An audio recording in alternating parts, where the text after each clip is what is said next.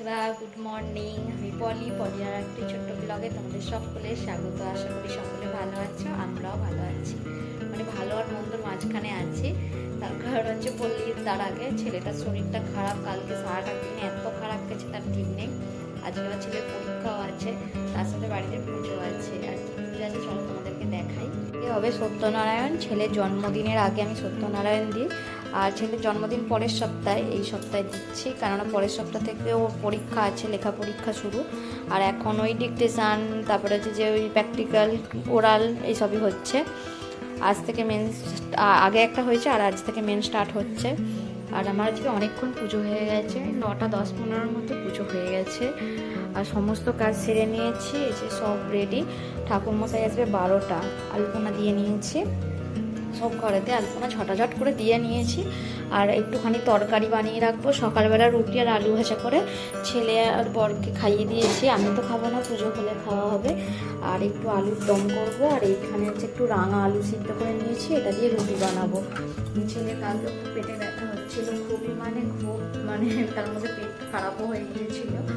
আর সেই কারণে পেটে ব্যথা হচ্ছিল, না খেয়ে আরও অ্যাসিডিটি হয়ে গেছিলো, আর সেটাও হচ্ছিলো। আজকে তো স্কুল যেতেই হবে, ওকে বললাম হাফ প্লেট করে চলে আয়। ও বলছে না, মানে পরীক্ষার সময় এসে গেছে তো, চাপ পড়ে গেছে, আসতে চায় না।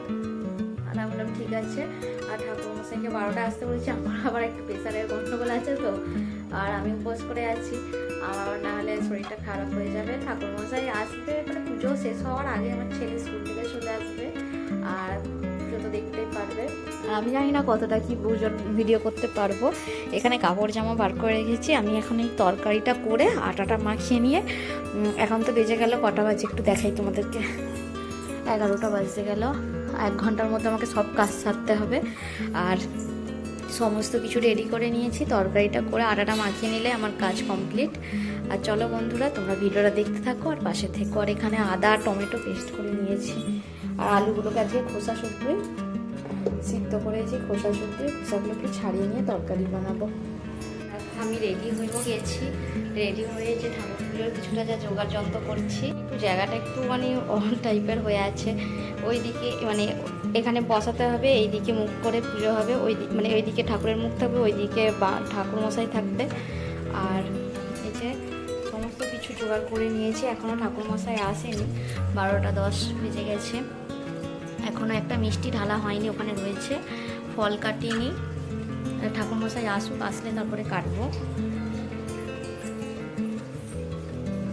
আজকের ভিডিওটা বন্ধুরা একদমই ছোট্ট করে করেছি। আর এই যে দেখো ঠাকুরমশাই তো এসেও গেছেন অনেকক্ষণ আগে।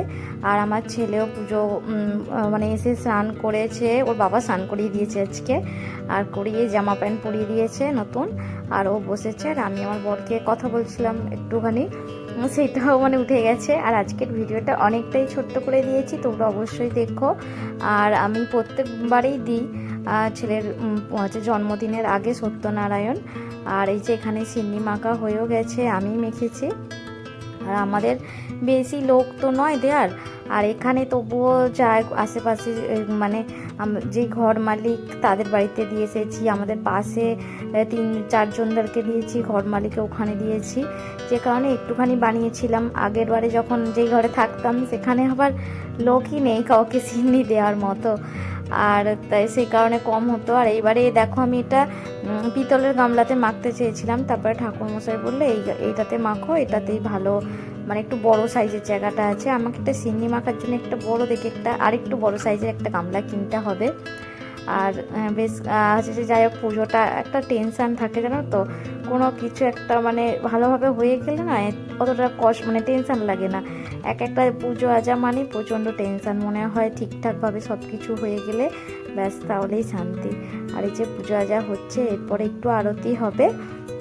আর এই যে আমার ছেলে গালে হাত দিয়ে বসে আছে, ও শুধু টাইম জিজ্ঞেস করছে কটা বাজে দেখো মাম্মা। আর ও বিরক্তি হয়ে যায়, ওর কোনো কিছুতেই একটু শান্তি নেই, সবেতেই বিরক্তি। আর বন্ধুরা, তোমাদেরও কাদের কাদের এইভাবে মানে পুজো করো জন্মদিনের আগে, অবশ্যই কমেন্টে জানিও। আর চলো আরতি হচ্ছে এখন।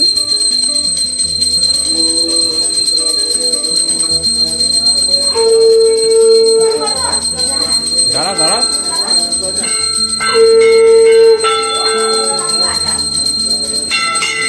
Thank you.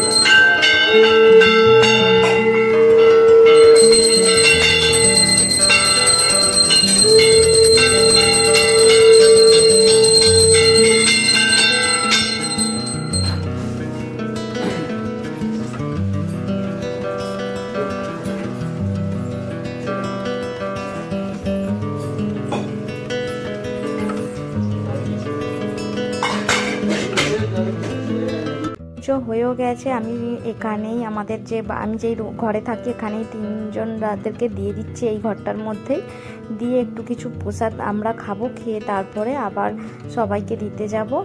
আর খুব জোর খিদেও পেয়ে গেছে, শরীরটা খুব খারাপ লাগছে। এই যে রুটি আর তরকারি। চলো আজকের ভিডিওটা এখানেই শেষ করি, টাটা বাই।